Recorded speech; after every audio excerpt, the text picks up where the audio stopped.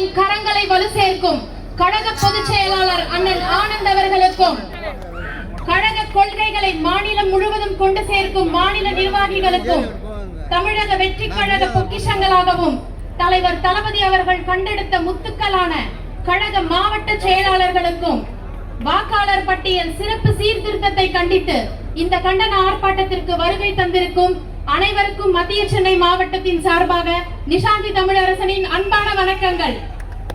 தமிழ்நாட்டில் யார் அந்த சார் என்ற கேள்விக்கு விடை தெரியாமல் இருக்கும் நிலையில் தற்போது எதற்கு இந்த அவசர எஸ்ஐஆர்?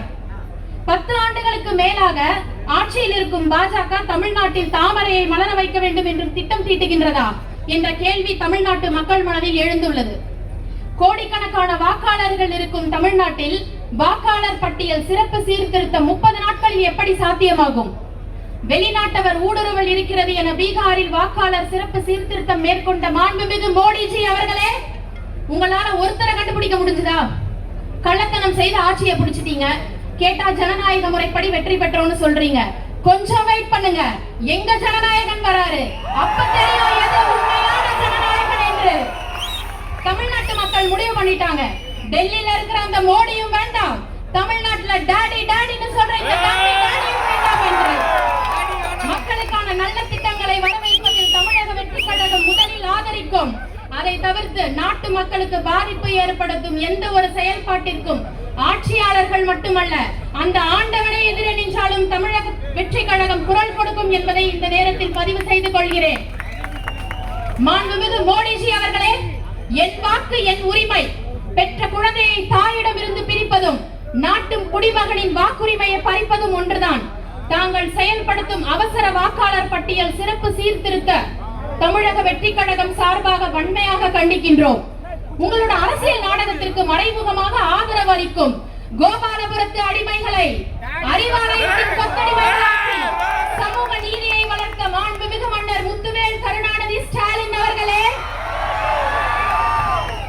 2G வழக்கில் மாட்டிய உங்க தங்கை கனிமொழிக்காக உச்சநீதிமன்றத்தில் அப்பீல் போன ஸ்டாலின் அங்கிள் ஏன் எஸ்ஐஆருக்காக உச்சநீதிமன்றத்தில் மேல்முறையீடு செய்யவில்லை?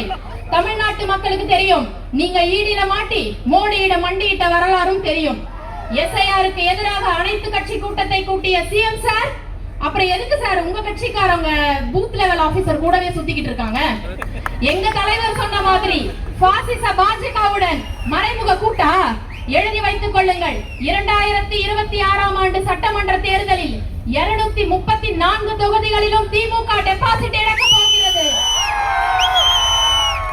உங்க 75 ஆண்டு கால திராவிட வரலாற்றுக்கு முற்றுப்புள்ளி வைக்க போவது இன்றைய இளைய தலைமுறைதான் என்பதை மறந்து விடாதீர்கள்.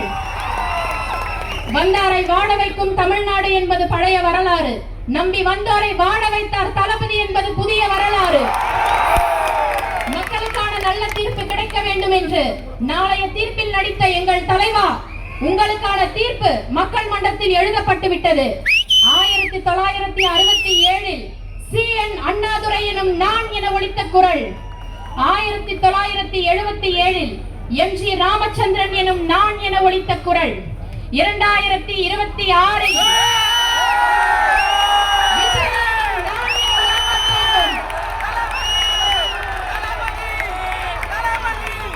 வெற்றி தலைவரின் வெற்றி குரல், ஏழைகளின் குரலாக,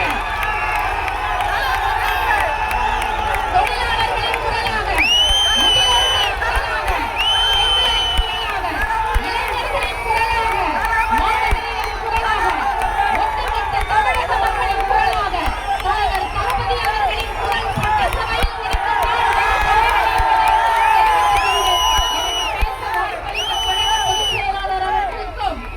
மத்திய சென்னை மாவட்ட கழக செயலாளர் அண்ணன் பூக்கடை SKM குமார் அவர்களுக்கு